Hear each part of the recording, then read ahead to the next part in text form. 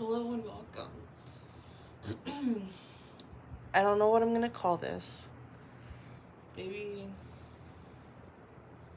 bedtime reviews, because it's 9:47. Obviously laying in bed in my PJs. Got my candle right here. We're gonna do some reviews, because, why the heck not? So currently, I am reading Slapshot by Chelsea Curto. And I'm only on chapter 17. This book is probably one of the most wholesome books I have read in a while, which it's March 2nd, and I've read 15 books this year. So that's probably not saying something, but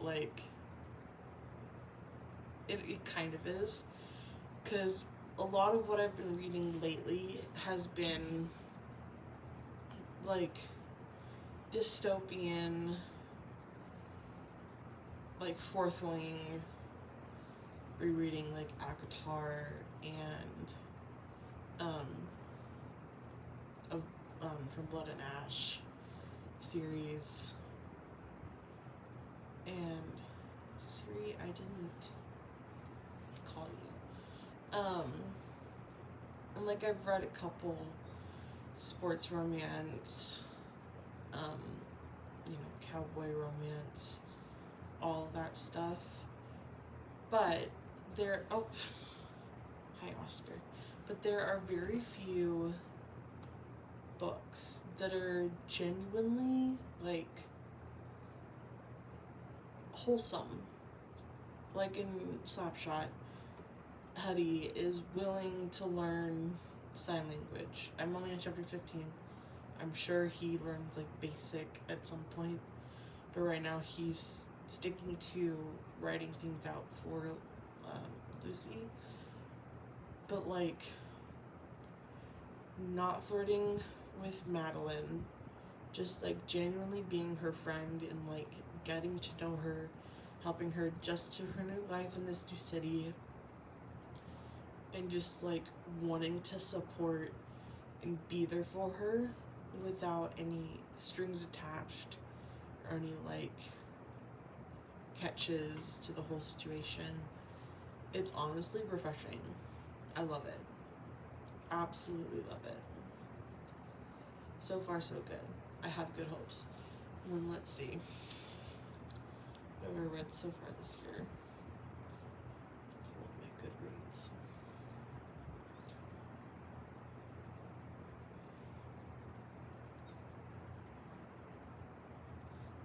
Hello. Where? My Wi-Fi is being glitchy. There it is. Alright, let's see. This year.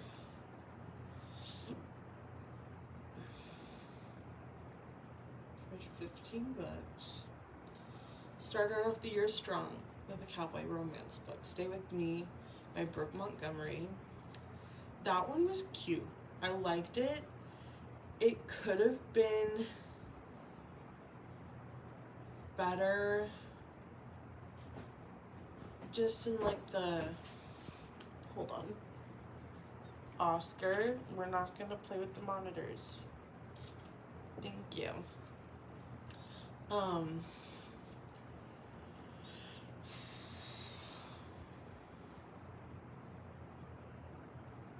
She, I get that she wants to be independent, but, just let the man be there for you. Okay, you're obviously in a situation where you need help. Let someone help you, okay? We can be strong, independent women, but sometimes you just gotta ask for help. This was one of those situations. And then I listened to Two Can Play by Ali Hazelwood, which is strictly an audiobook. This one was cute. It was a lot shorter than I thought it was going to be, strictly because I think this was more of a novella style book for her, which Ali Hazelwood, girl, love you. Like, if I'm your number one fan, I'm your number one fan. If I'm dead, you ain't got no fans, right? Loved this book. It was super cute. It was about like two like game creators who were working for rival companies, and like a developer wanted to use both of their companies but together to make their game.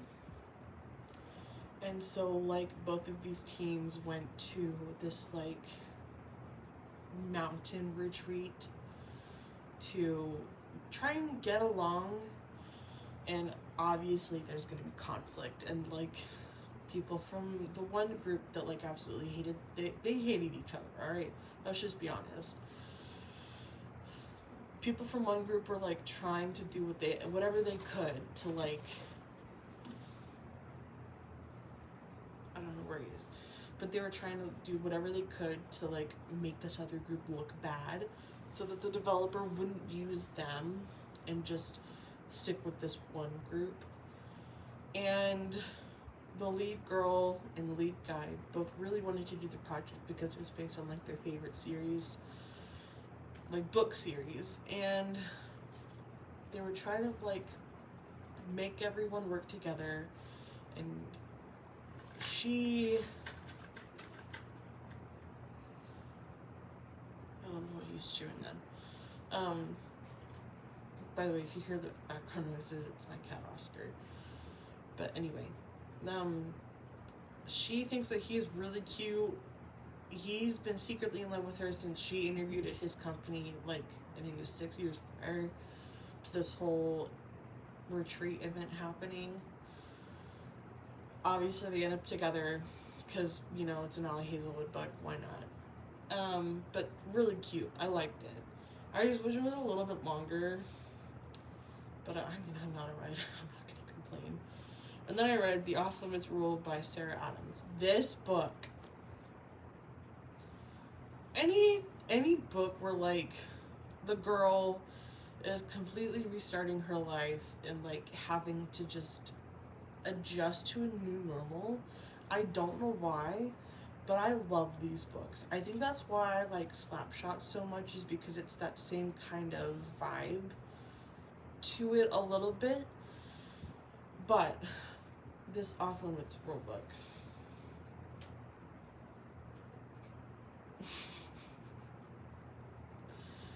I want someone to want me the way that he wants her.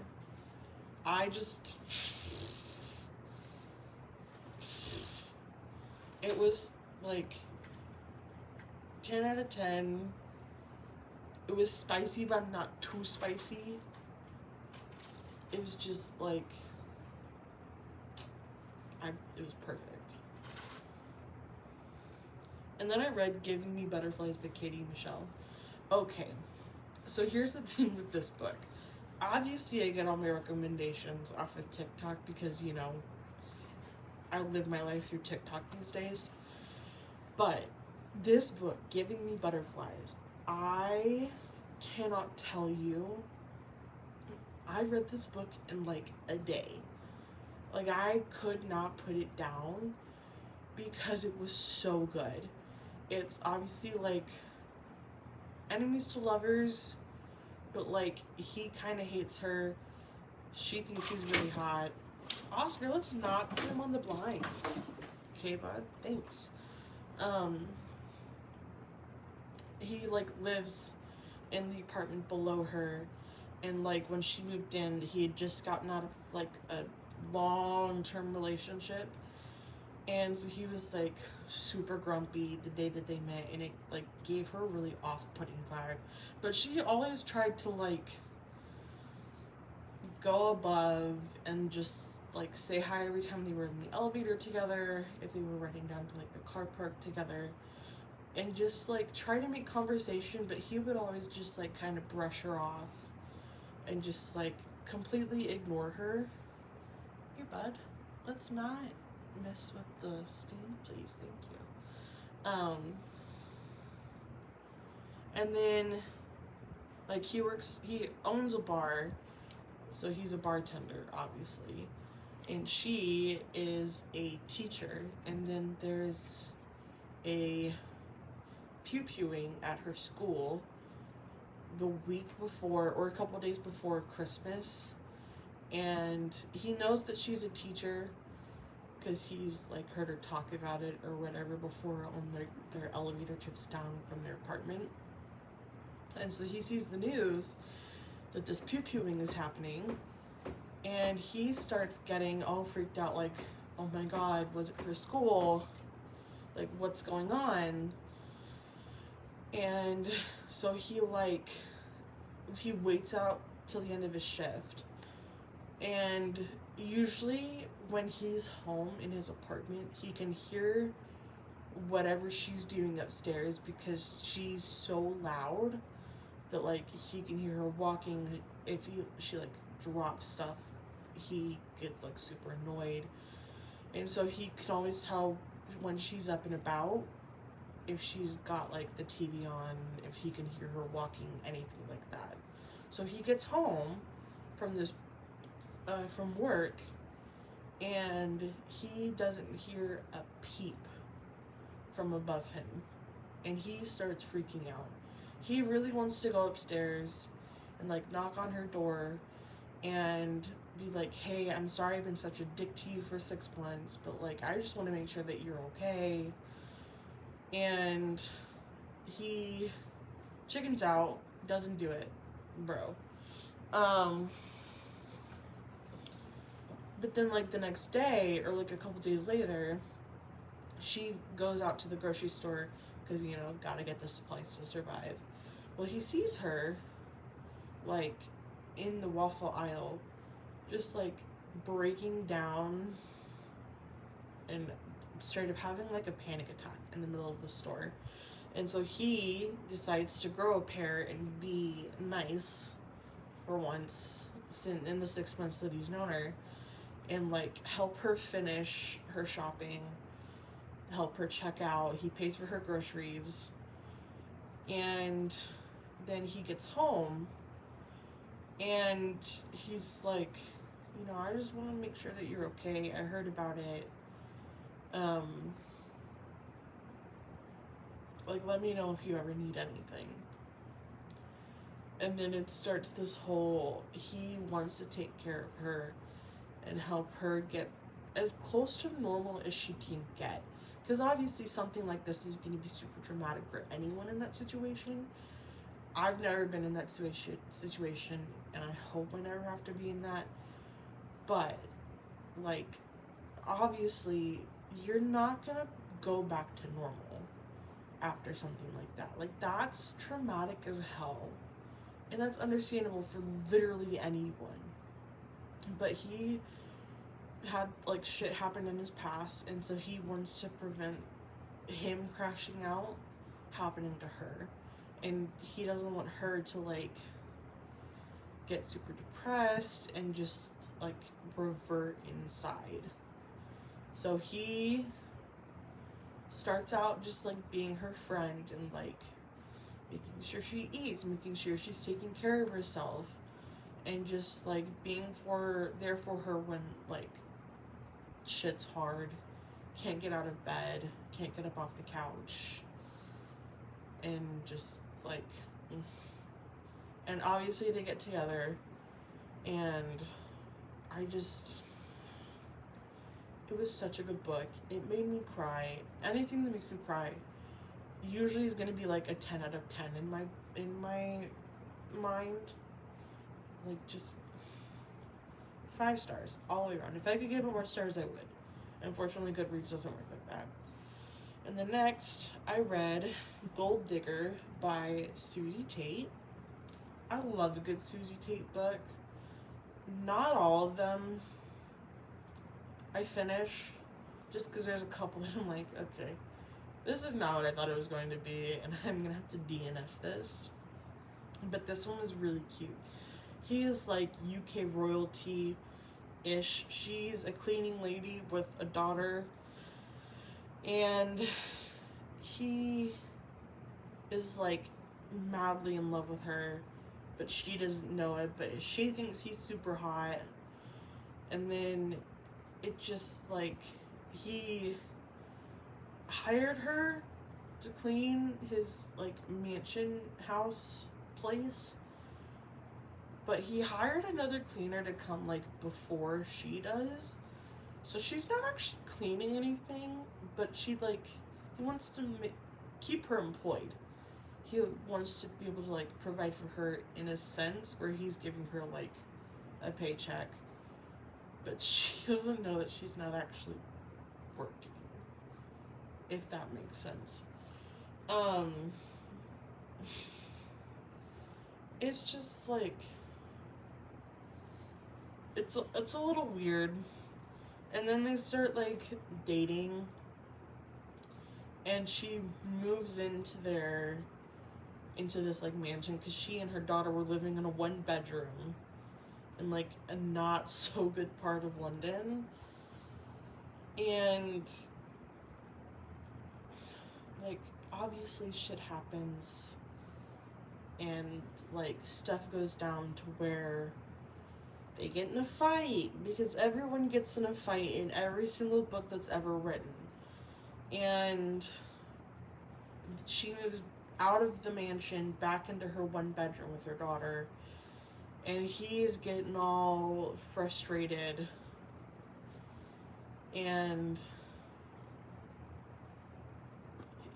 obviously they live happily ever after, and she becomes a duchess because he's a duke. But we love a good one. And then I read Onyx Storm. Okay. Here's the thing about Rebecca Yarros, and I get that she's taking a break between Onyx Storm and book 4. I think I recorded, like, a voice memo when I finished reading this book.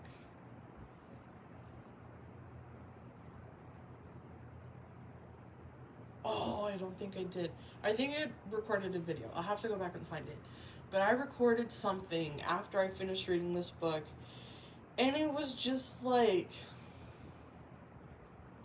okay, here's the thing.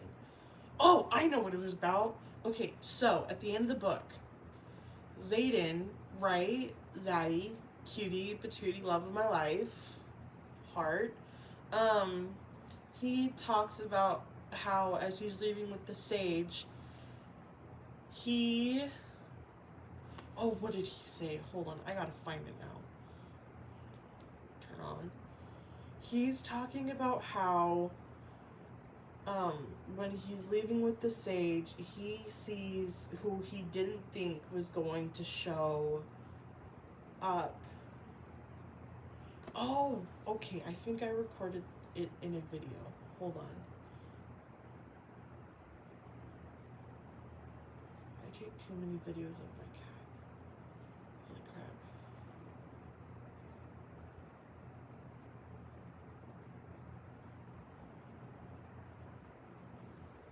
When did I finish reading this book?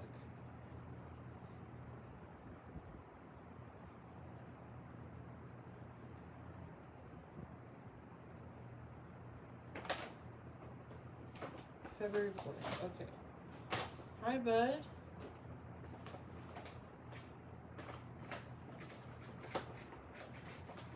Yeah?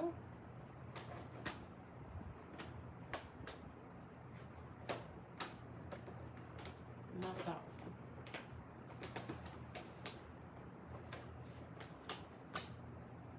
I'm determined to find it.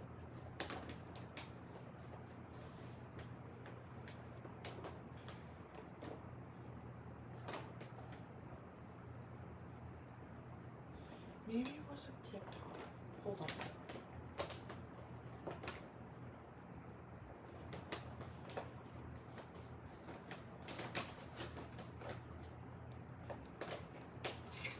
I just finished Onyx Storm, and I have one thing to say.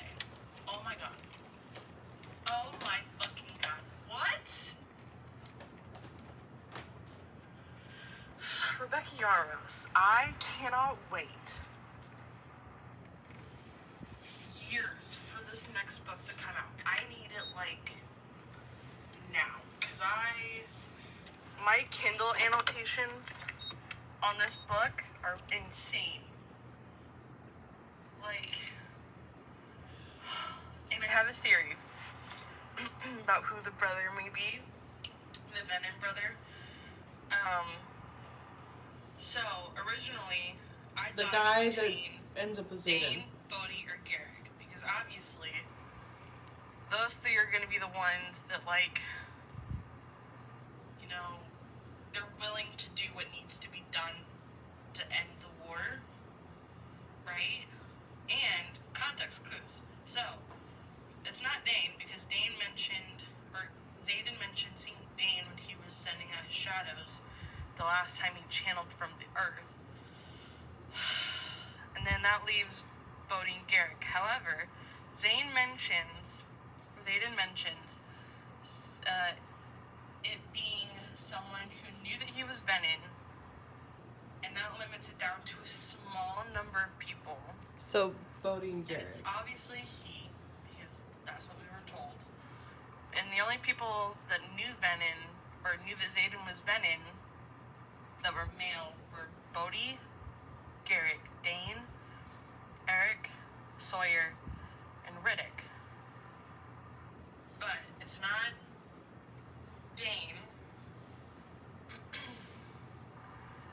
And if I remember, Riddick and Sawyer were left somewhere else, so it's not them.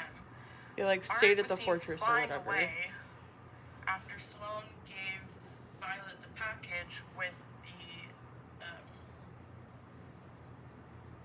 dagger from the Dune Temple. So that just leaves Bodhi and Garrick. However, at the very end, when Zayden is talking to Sigale, he says he won't let her get close to me. And Garrick was so openly against Violet and Zayden getting anywhere near each other because of what could happen. He was so... And when Violet finally told Garrick what was going on when they were going... I think it was when they were going through the aisles, and they went off separately to go, like, find something. It was wood or something.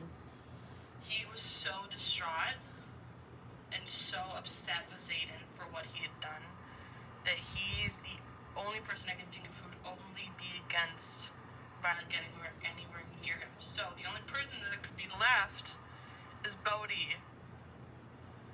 And if you think about it, it was mentioned that Zayden didn't want Tyrandor going to whoever the council would decide would be in charge if Zayden were to die, or something were to happen to him and he couldn't rule over Tyrandor anymore. Zayden said Bodhi would be the one to be the successor if he couldn't do it. Well, when we wake up at the end of the movie, Violet's married at the end to of the book. Zayden, and oh, I said movie. When we wake up at the end of the book, Violet's married to Zayden, and he says it's yours. Don't find me. Well, I feel like the only reason why he would do that is because he's gone, obviously, and Bodhi's gone. So the only other person he'd be willing to leave Tyrandor to would be Violet. I don't know, I may just be, like, conspiracy theorying the shit out of this, but based on what we know, that the brother is freaking Bodhi. I swear, if I am right, I'm never gonna, like, let myself forget it, because it's straight up gonna become my personality that I guessed it right. I'm probably gonna forget that I made that video, I'm gonna be really honest with you. Okay, so Onyx Storm. Obviously, Fourth Wing is. I love the Akatar series. I keep rereading that no matter how many times I have, or how many books that I have to read between my Kindle and my actual bookshelf. I will forever read Akatar over and over again. And that and From Blood and Ash are my favorite series. Fourth Wing, add that onto that. These are like constant rereads if I want to just forget every other book that I own.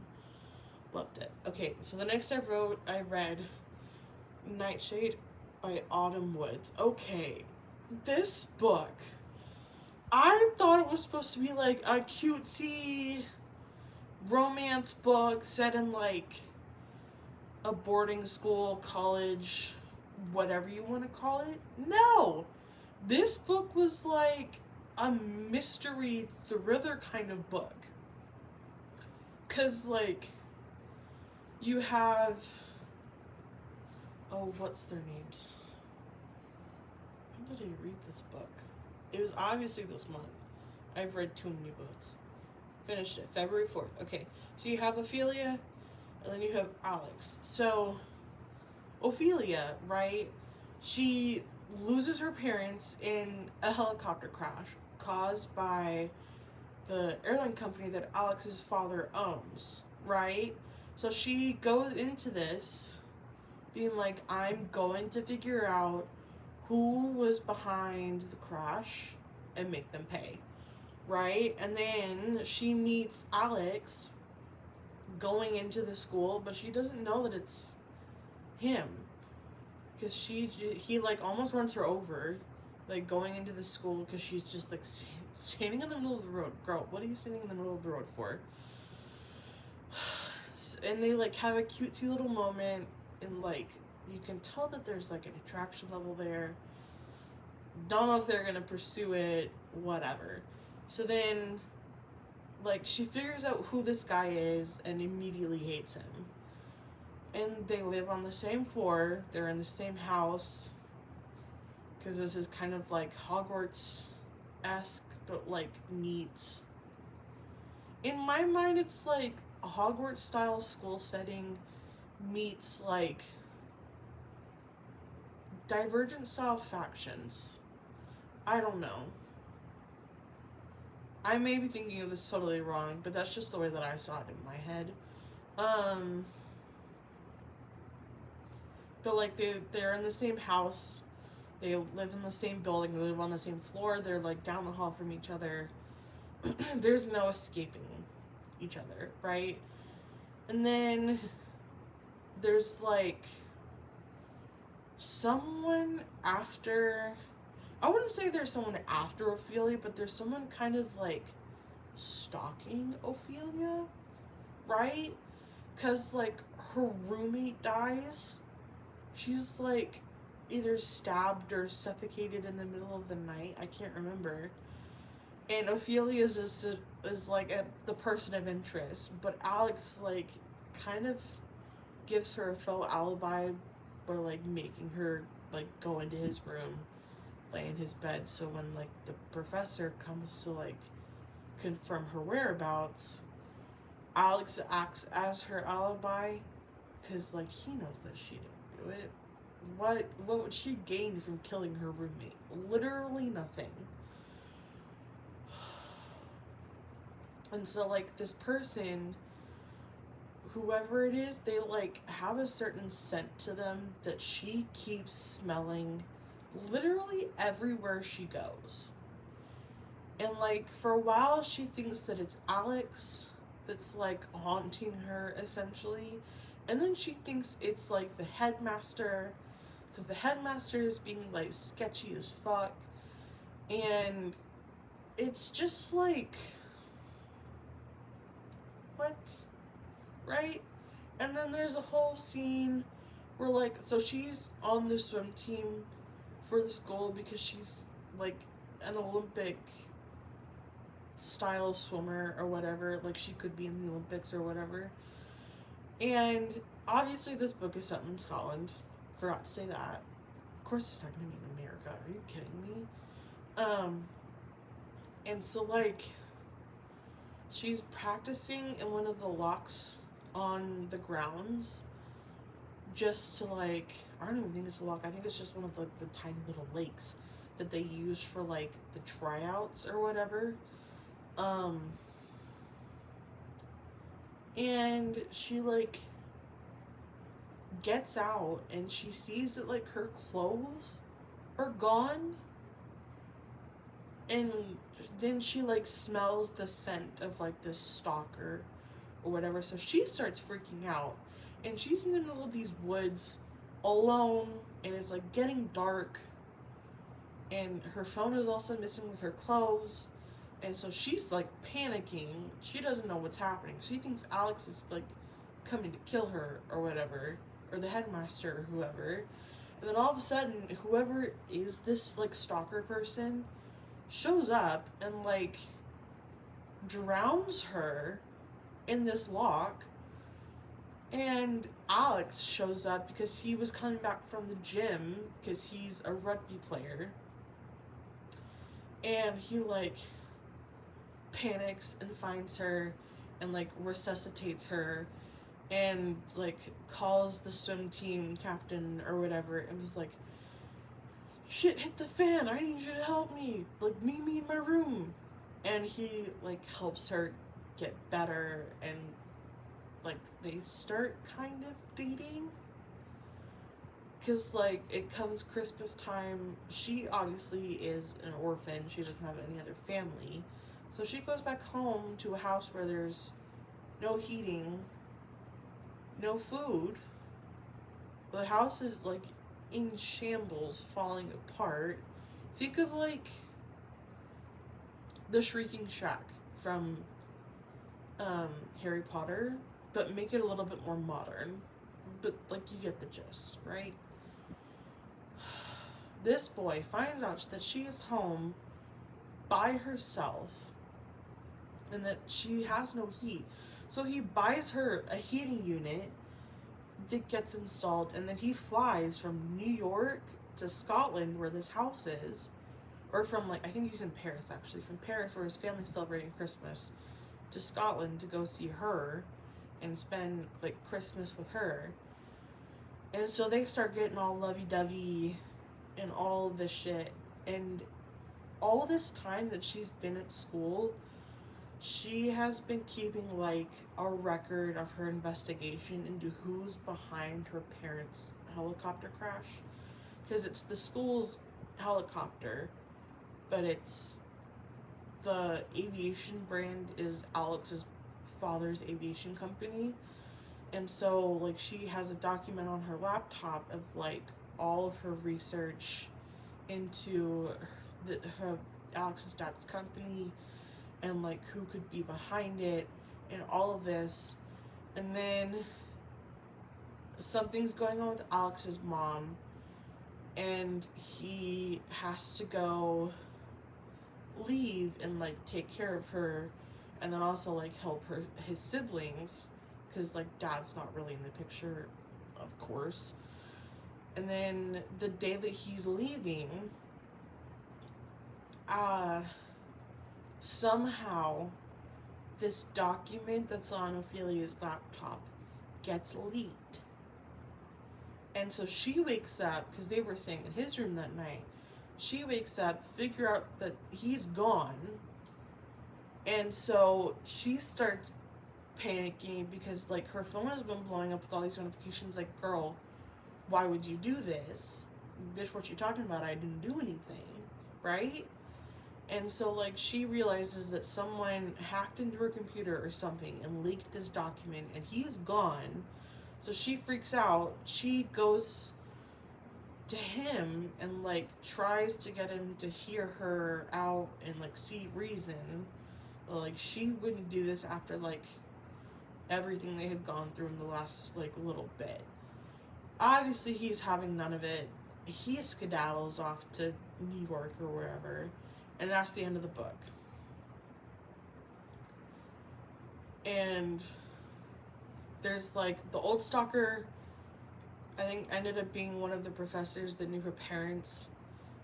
They killed him. Spoiler alert. and like a shitty thing that happened. But all of a sudden, there's a new stalker. We don't know who this bitch is. And then Alex skedaddled out to New York. He doesn't want to talk to Ophelia anymore. Ophelia's freaking out because who the fuck is new stalker that's texting her? Who leaked the document? Why won't Alex talk to her? And all this shit is happening. And then the book just ends. Like, I kind of, so, like, when I read We Were Liars, I stared at the wall for 45 minutes because I was like, what the fuck did I just read? I stared at the wall for 45 minutes because I said, what the fuck did I just read? Right? Like, I don't typically read, like, thriller and mystery books like this because it's just not usually something that I enjoy.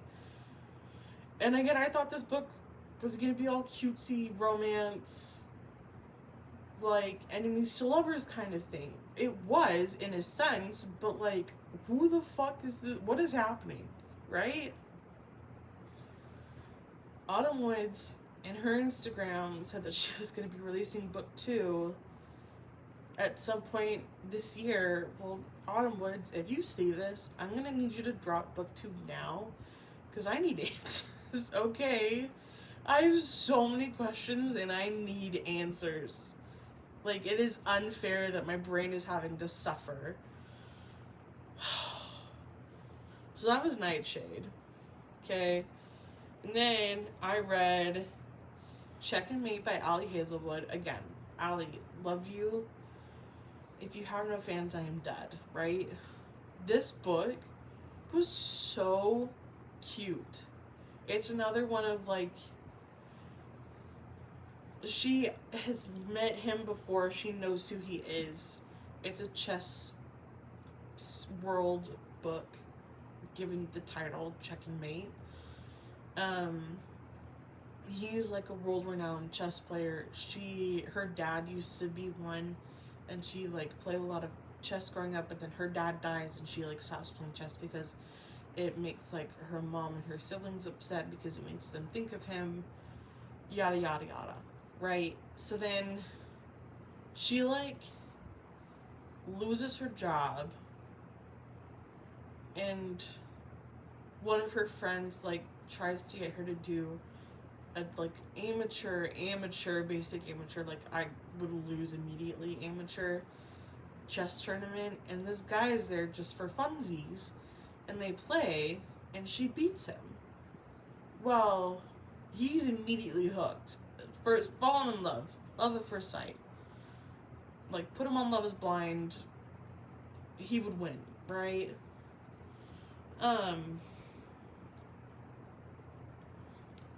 And she gets, like, a fellowship at, like, a chess thing. I don't really know what to call it, but, like, it's a bunch of chess people that are on, like, the same team that, like, work together and, like, train together. I don't know exactly what you would call it.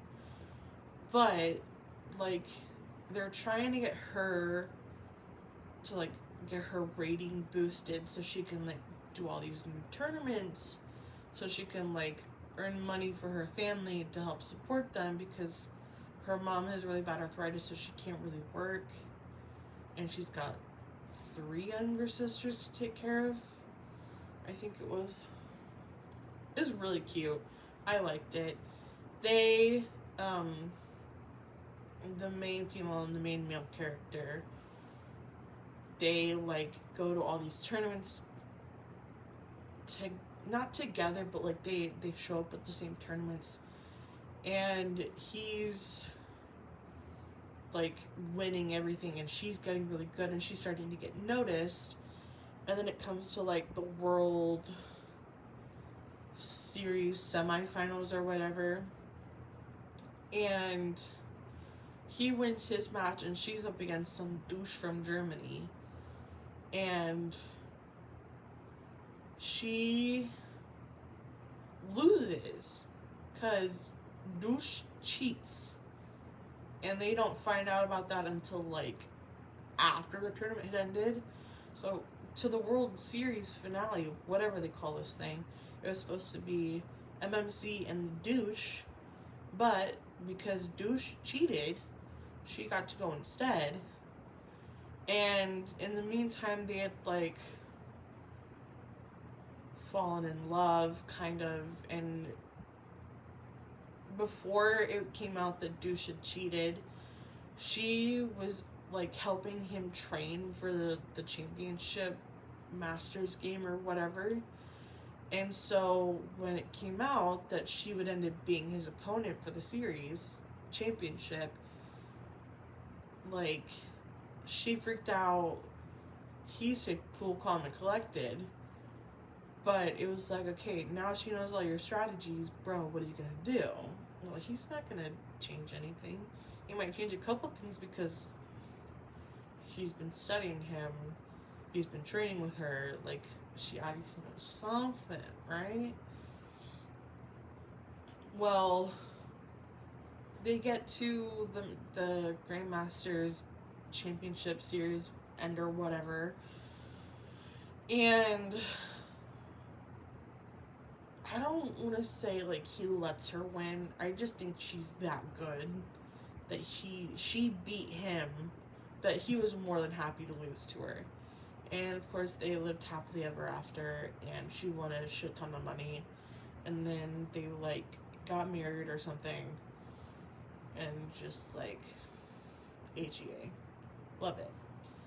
And then I started rereading the Shatter Me series. I had read just Shatter Me probably 2021, height of pandemic round 2, right? And I never went further than that. I had just read the first book and then was like, okay, got it, cool. I loved this. Now I gotta read the rest of the series. But then I never did. And then I was like, you know what? I really want to pick this back up again. So I reread Shatter Me because I kind of remember what happened, but, like, kind of not. Like, the ending, when I read it this last time, I don't remember any of that happening. Them jumping out of the window? What? I don't remember that. That's news to me, right? So, read Shatter Me. Loved it. Obviously, why would I read it again if I didn't love it the first time? Warner, he's a villain, but, like, it's giving the Darkling kind of villainry in the first book. Like, falling in love with you, finding your villain, kind of, right? And then Destroy Me, the novella after book 1. I loved that it was from Warner's point of view. I didn't expect that at all. I will read, like, a book on audio, one on my Kindle, so that I have, like, one I can listen to at work or when I'm driving around, and one that I can read when I'm at home, when I'm on my lunch break, if I go out to dinner, whatever.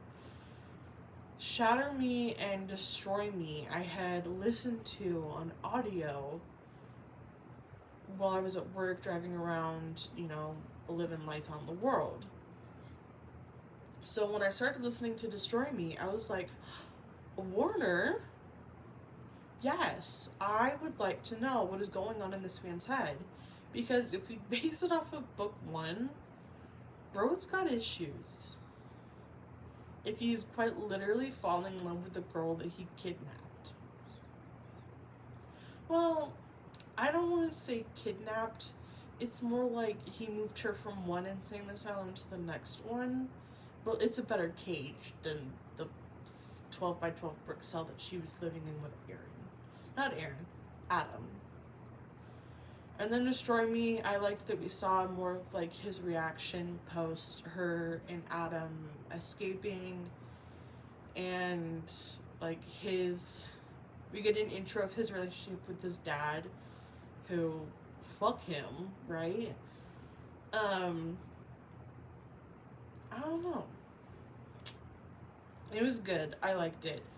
I'm almost done with Ignite Me, which, can we just talk about that bombshell that's, like, midway through the book? where we, spoiler freaking alert if you haven't read the series before, that we find out that Aaron and Adam are siblings, half siblings, but it was when the four had been kidnapped while they were on their guard duty at Omega Point, and Juliet was like bait for Captain Anderson to go meet with him in like the restricted part of town, and she like essentially beat this guy to a pulp, right? Because she was using her like superhuman strength that she gets when she gets super angry after she like shot him in both legs. And then Adam walks in and he's like, holy shit, that's my dad.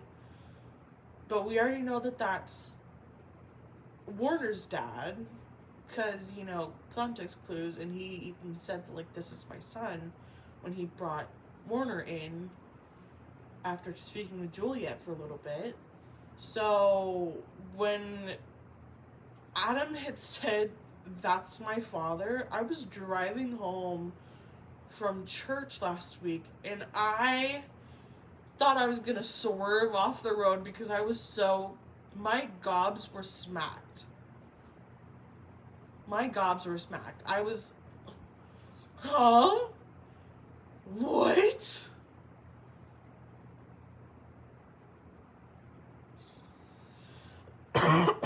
And then I just got to,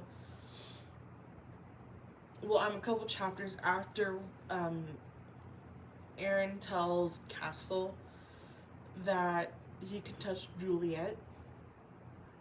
In the chapter that I just left off on when I got home from dinner was,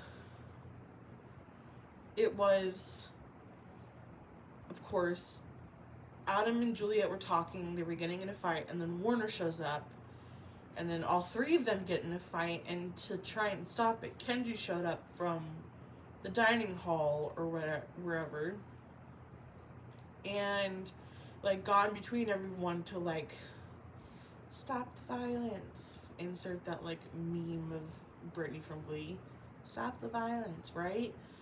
And Aaron was touching Juliet because, you know, Aaron could touch Juliet. And I think when Kenji got in between Adam and Aaron, he like touched Aaron to like spread them apart. And Kenji just like went limp, right? So he had to go to the hospital. That's where I left off. I'm almost done.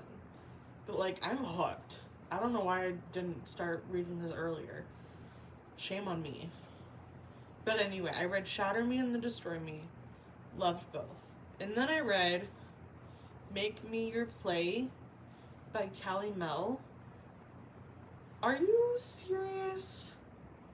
This book was so cute. It's a hockey romance book. Nash and oh, what's her name?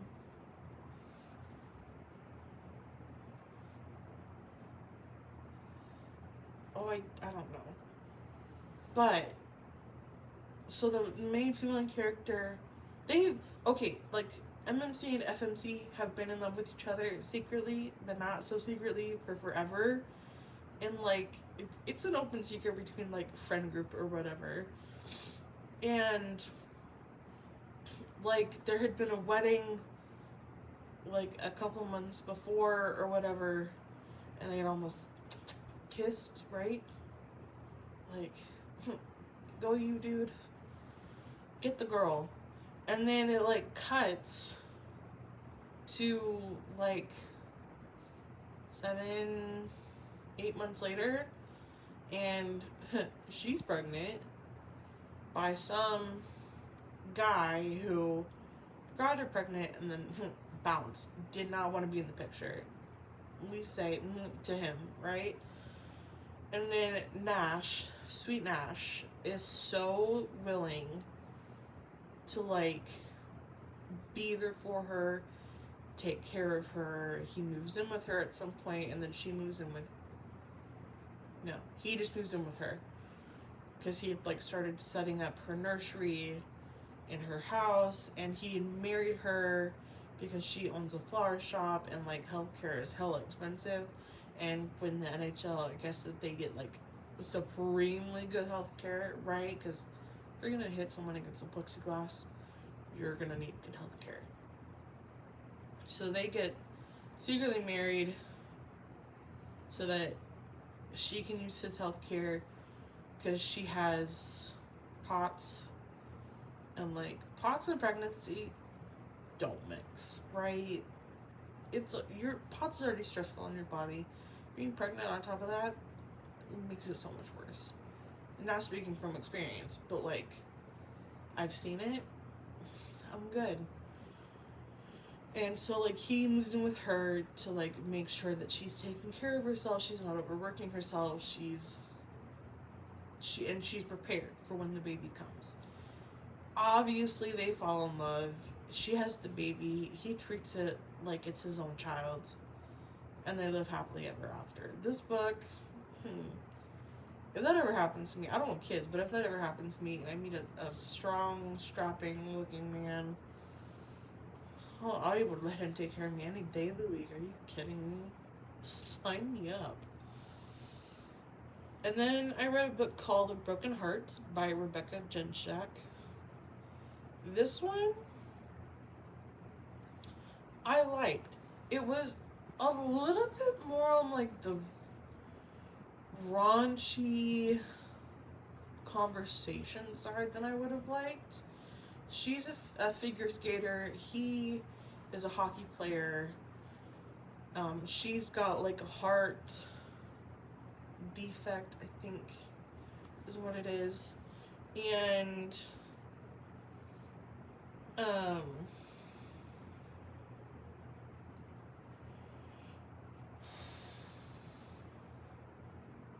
trying to remember what happens.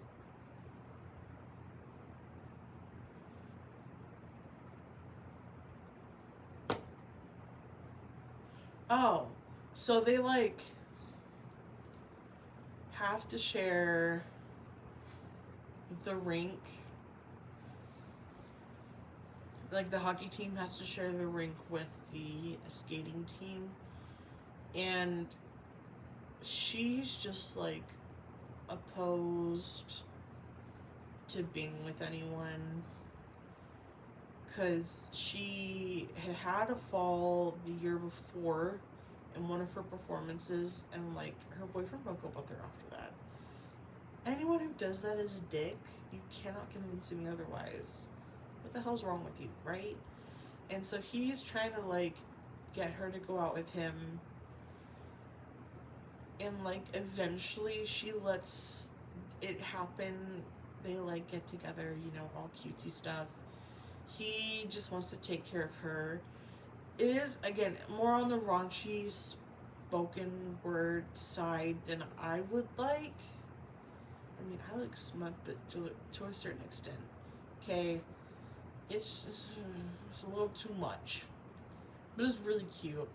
He like syncs her watch to his phone so that like he can help take care of her and like track how she's doing. It's just super cute. I love it. They like get in a fight about something. Oh, he had like an away championship game, and he has this ex-girlfriend who just would not let him go because they used to date in like high school, start of college or whatever, and then they finally broke up a couple months before he and Skater got together. And this girl was driving to their championship game, fell asleep at the wheel, got in an accident, and unalived.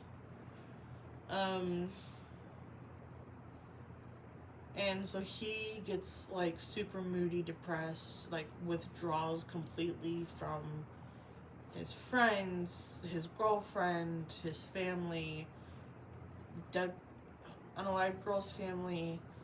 And so because he's about to graduate, he just like not withdraws from classes, but like, hey, I'm gonna do online school until I graduate. So he goes back home to Michigan. She's not doing too hot without him. And like she said, she would give him space to do what he needs to do. But she has a feeling that if she doesn't try and do something, she's gonna lose him for good. So she gets one of his friends to drive her all the way up to their house, or his house in Michigan, Minnesota, wherever. And she's literally there. And she's like, you know what? He said he needed space. I have listened to that. It was a stupid decision for me to come here, so I'm going to continue to respect his space. And the friend that she'd driven up there with was like, you're literally here and you're chickening out now. I get it, but like, girl, good for you, I guess. So instead of going to boyfriend's house, they went to friend's hockey team that he's going to be joining once he graduates. That's like a couple hours north of boyfriend's house. And then she stops and sees friend who she's never met, but they FaceTime a lot because he has the same heart defect as she does. So she gets to meet him for the first time, and then friend goes to see boyfriend and is like, you idiot, this girl is madly in love with you. She came all the way out here to try to bring you back, and she said, you know what, I'm gonna respect him. I'm skedaddling back home. And so boyfriend is like, ah shit, what did I do? Why did I come all the way out here? This was a terrible decision. Like, I've dealt with my grief. I should have just gone home when it was more sensible to. So boyfriend goes home and essentially is like, hey girl, I know I walked out on you and I'm sorry. Will you take me back? Obviously she says yes because these are all romance books. It's never going to end poorly. If we're sensing a theme here, this is all I read.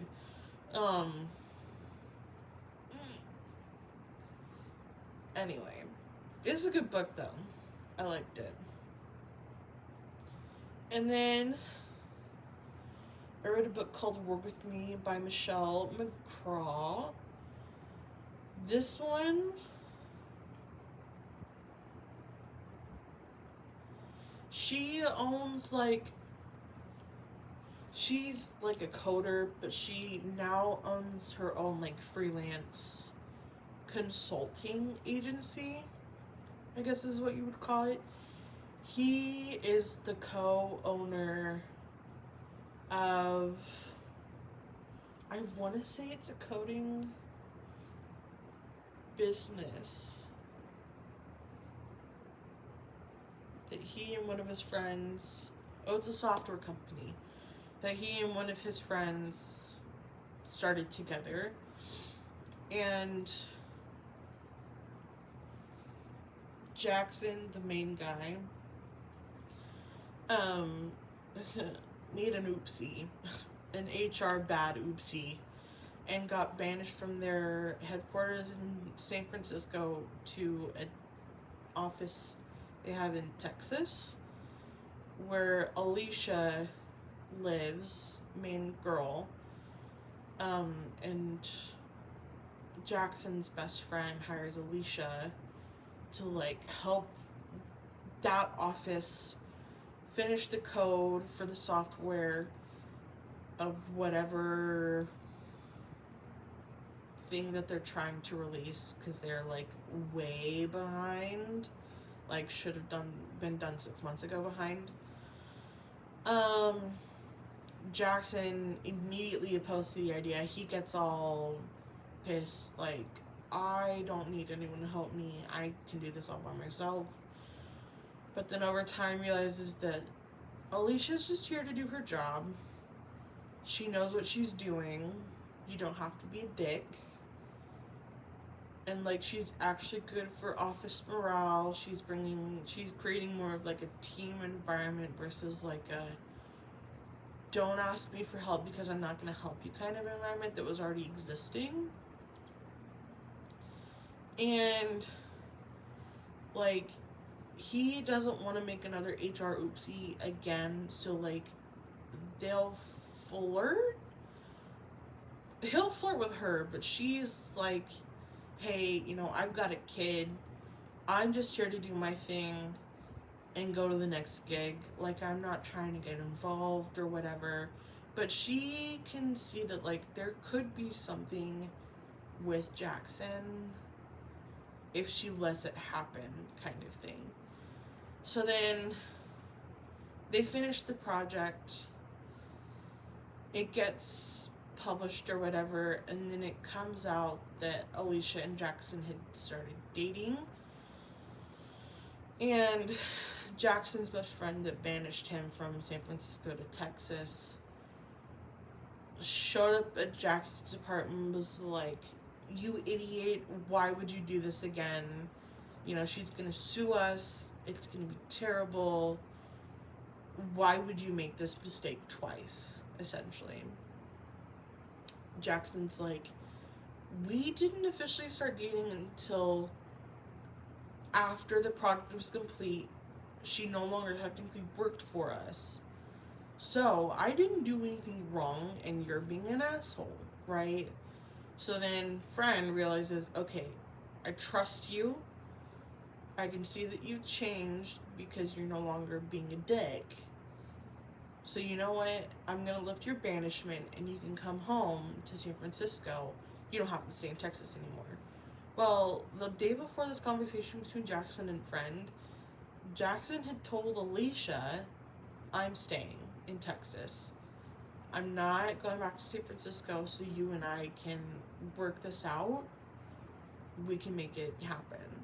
Well, next day, friend tells Jackson, hey, you're coming back to San Francisco because, you know, we got more shit to do. And so Jackson sends Alicia like a 2-word text, I'm sorry. And Jackson skedaddles. I'm sorry. What? Why? You just made her a promise and you're gonna ditch? She let him like know her son. Jackson had met Alicia's son and her family, and they were like, we're gonna let this guy into our lives. And then Jackson just says bye. So Alicia immediately is like, if he wants to leave, he can do him. I'm gonna do me. I have my son to take care of. I can't worry or wait for someone else to decide that they want me again. So she goes on to the next gig. He realizes that, like, this was a mistake. I should have stayed. So he goes to Texas again to, like, win her back. She makes him work for it. Like, he shows up every morning with coffee and breakfast, and it takes a while before she lets him even come into the house. Because before, he wouldn't cross the porch. He made it to the porch steps, and then he was told to leave. He would drop breakfast and leave. It takes a while before she's like, you know what, it's just me here, why don't you come on in? And then that's kind of where they reconcile and get back together. And then Alicia ends up taking a new job for a company that's based out of San Francisco. So she and her son moved to San Francisco, and Jackson goes back to San Francisco, and they all lived happily ever after, and we love it. Good for her. And then I read Unperfect by Susie Tate. Guys, this one tugs at your heartstrings, alright? girl has had a rough go of it, alright? Leaves her abusive husband, is homeless, not eating, and she's literally like, I will do anything to get this job. I will do whatever you need me to do so that I can work here, so that I can eat. Like, I need it, alright? He just does not. Let's see what's his name. So it's Mia, that's our main female character, and Max, who's our main male character. Max, in Mia's interview, immediately was like, we don't need this girl. Why are we trying to hire someone? I can do all of the work that she's trying to do, and she's just gonna mess up whatever I've got going on. Okay? And Max's business partner's like, no, you dumb buffoon. We need her, so we're gonna hire her, and you're gonna shut up and stop being a big baby. But Max is like constantly talking down to her, and she's dealing with the repercussions of having lived with a man who physically and verbally assaulted her for so long and just like isolated her. So every time Max just makes a huge ass of himself, he feels bad because he can see the reaction that it's having on Mia, and like he's trying to make it better, but he keeps failing in a sense that he's just becoming more of an asshole. And then it gets to the point where one day he comes in, because he's usually there first in the mornings. He comes in and he sees Mia asleep under her desk, but she's got like hypothermia, essentially. And so he freaks out, calls a friend who's a doctor, who had initially treated Mia after she ran away from her ex-husband. And she ends up moving in with Max so that he can help, like, take care of her, because he figures out that she's homeless, figures out that she's got nothing to eat. So she's been stealing food from the break room every day, but he doesn't care that she's been stealing food from the break room because, like, it's community food, whatever. So he has her move in with him. She doesn't like this idea, but, I mean, it's a free bed, it's free food. She's not necessarily going to say no. Because at this point, Mia and Max have, like, gotten to know each other a little bit better because he stopped being such a dick. And they're, like, getting a little more friendly towards each other. She's starting to get, like, more comfortable around him, so she's having less reactions to whatever he's doing. And then, where are they? I think they're like a lunch or something. And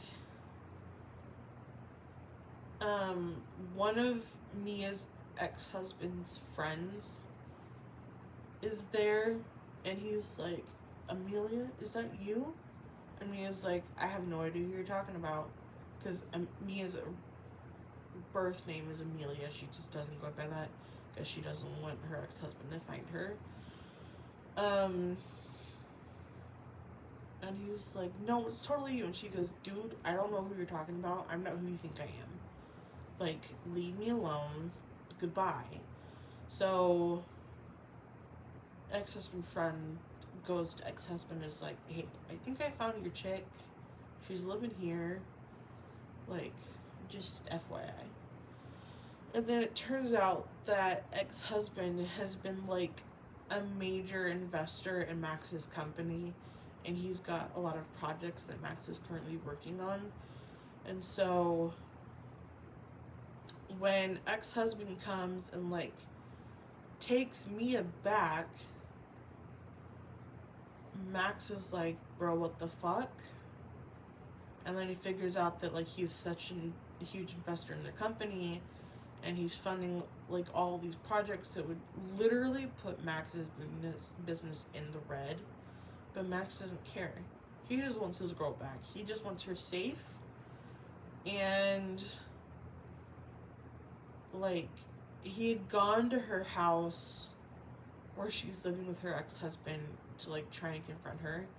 And she, out of self-preservation, purely self-preservation, starts calling him a bunch of nasty names, talking about how his ex-wife, you know, ran off for a good reason and left her home with Max because, you know, no one else wants him or whatever. Like, saying all this mean stuff to try and get Max to go away and, like, understand, hey, I'm doing this purely to stay alive, but I don't hate you. And later down the line, there's, like, an event where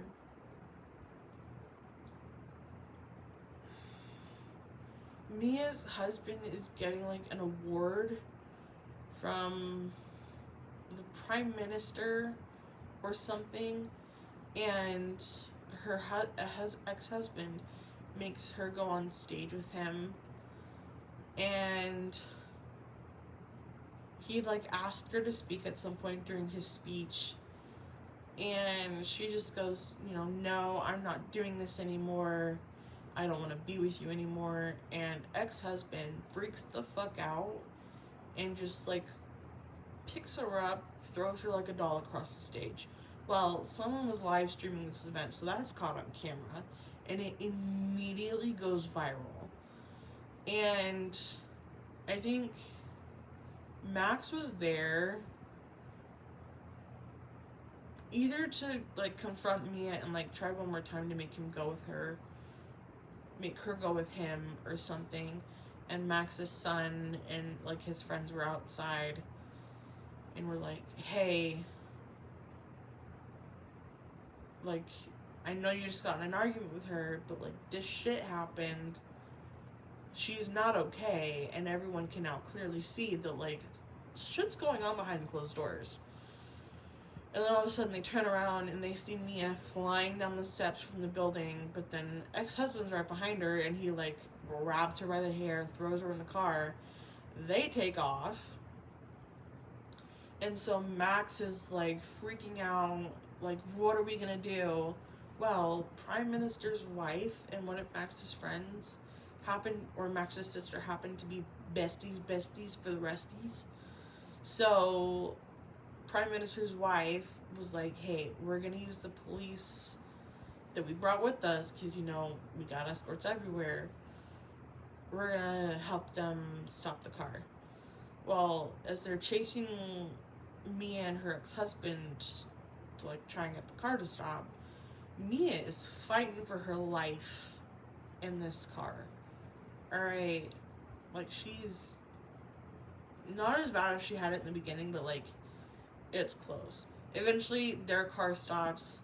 She, like, runs out and, like, she stabbed her ex-husband at some point in the scuffle and hustle and bustle, and ends up with Max.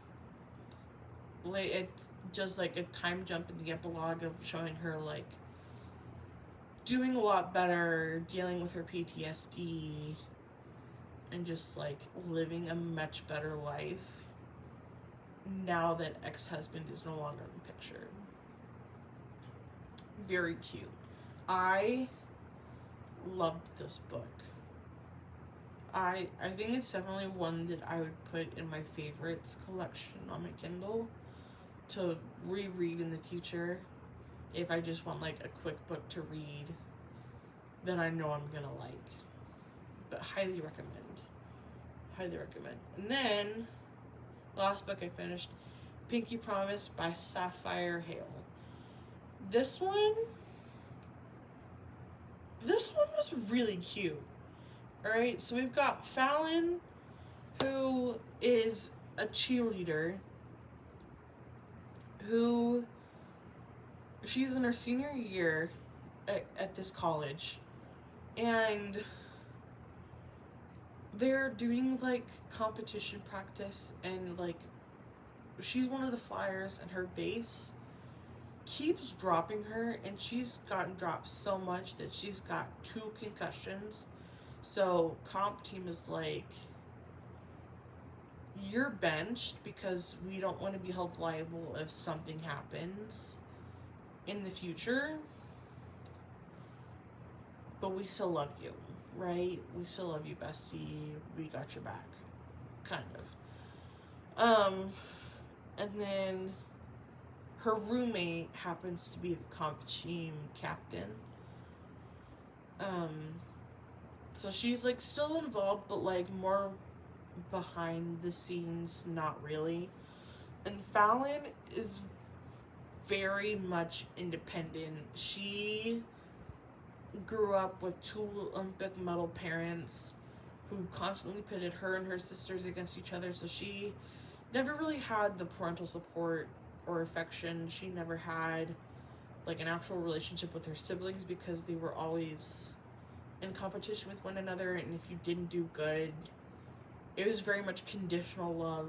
If you don't do well, if you don't like win, you know, sucks to suck, you're sleeping in the backyard in a tent tonight kind of situation. Not exactly though. So she is at college trying to just like do what she can to get funding to do her master's degree. Whether, I think she's trying to do it through a loan. Or not a loan, a grant through the school, which she would have gotten if she'd have stayed on the comp team, but because they benched her for being a liability, she no longer has that option. But there is a different option through her literary track that she could get the grant from. And where was I going with this? Oh, so she's more like behind the scenes kind of for the comp team, and she was putting up flyers outside the hockey team's locker room, and this is where we meet Hunter, who's our MMC, who comes flying out of the locker room, hits Fallon, knocks her to the ground, and she's like, not another concussion, right? And dude's immediately intrigued. Sees this girl, looks preppy as hell, because she's wearing her cheer bow, you know, matching crop top, sports bra, leggings, combos, or whatever, and immediately he's like, I want you, right? And Fallon's trying her absolute hardest to like, I don't want anything to do with you, leave me alone, but Hunter's very insistent. He shows up to like a car wash fundraiser that the cheer team is doing, and he like invites Fallon and her friend to the annual hockey like fall party where there's like a hayride, haunted corn maze, festive Halloween type stuff, right? Well, he finds out that, you know, Fallon is very much Miss Independent, and he is like trying to get her a job at his mom's diner, but doesn't want Fallon to know. So he's like, hey, I totally think you should apply for a job at this place, because I know you've been saying that you need a job. How about here? His mom immediately hires him because he already told his mom, hey, this girl's gonna apply, I need you to hire her. And so Hunter and Fallon start getting close, and let's see.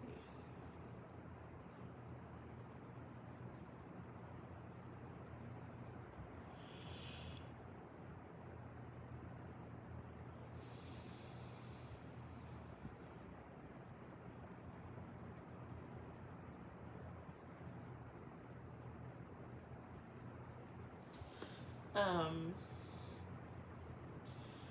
Fallon had told Hunter, like, all of this stuff that happened with her parents and her siblings, and just, like, why she needed this grant so much to just continue her education and, you know, be able to make a life for herself without having to rely on anyone. But Hunter's very much in the, I'm going to marry you. You are it for me. You're going to be my wife one day, the mother of my children, the love of my life type of person. And Fallon is like, you know, no one's ever said that to me, but I don't know how to take it. So I'm just going to say thank you, and we'll, you know, continue as we are. And,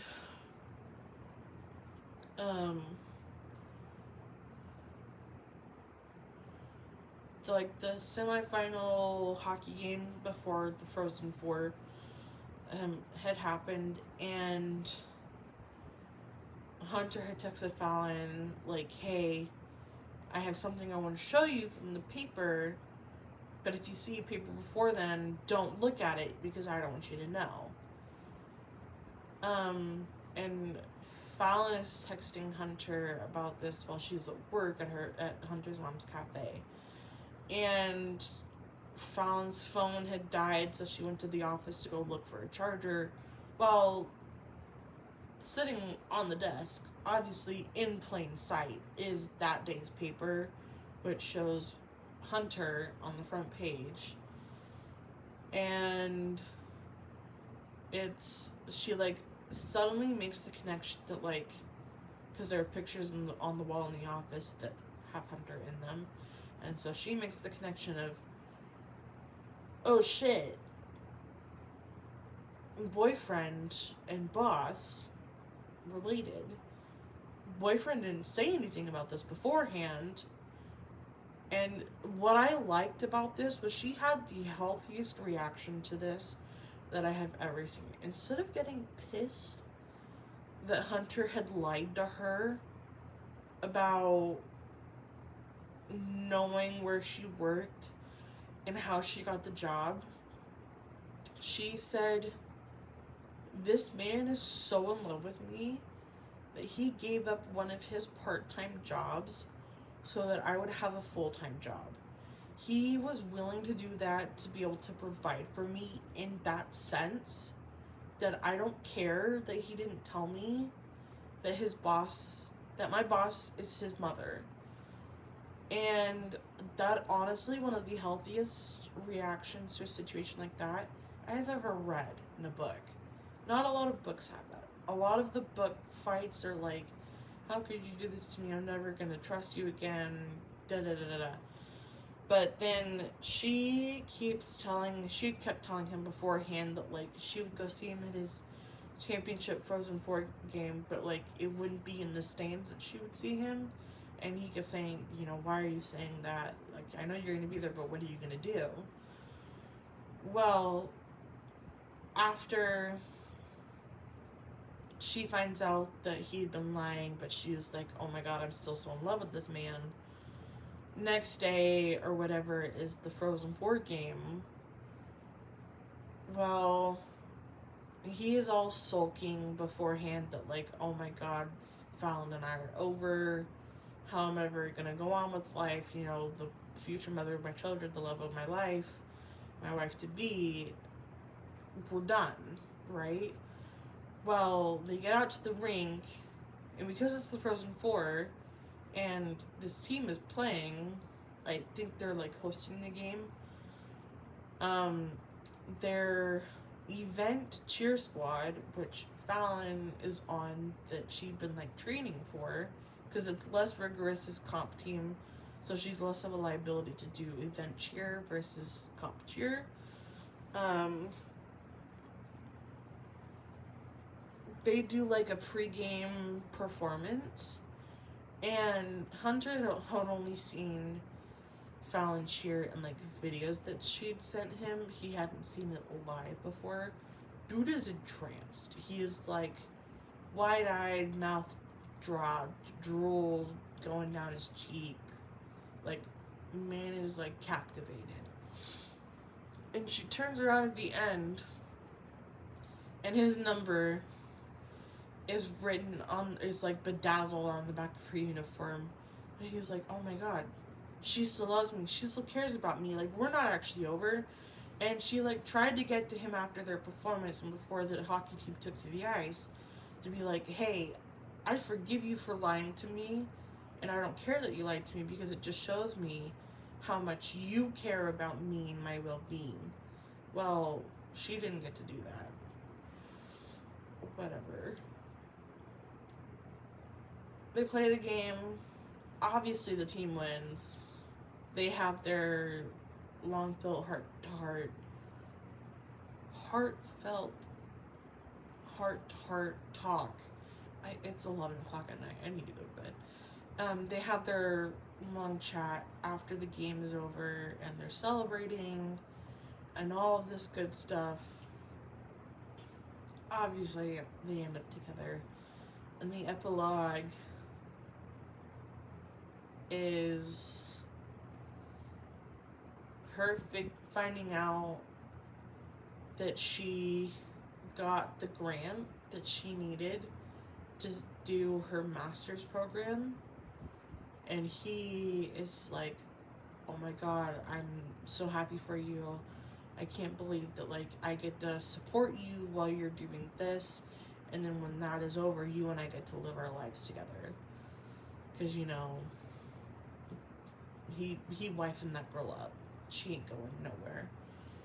But it's just real cute. Those are all the books that I've read so far this year. And then, like I said, I'm currently reading Slapshot, and then listening to Ignite Me, which I'm almost done with. Or not Ignite Me, Unravel Me. Book 2. Unravel Me. Yeah, it's now, I've been talking for an hour and a half. It's now 11:14. Probably gonna read this until I fall asleep. But yeah, this is a nice book chat. I might just start doing this and just uploading it to YouTube and just seeing where we go with it. You never know, this could become a thing. Laying in bed in my pajamas, childhood blankie in one hand, Kindle in the other, phone on hand if I need it. It's comfy cozy. I like it. Well, see you in the next one. Bye.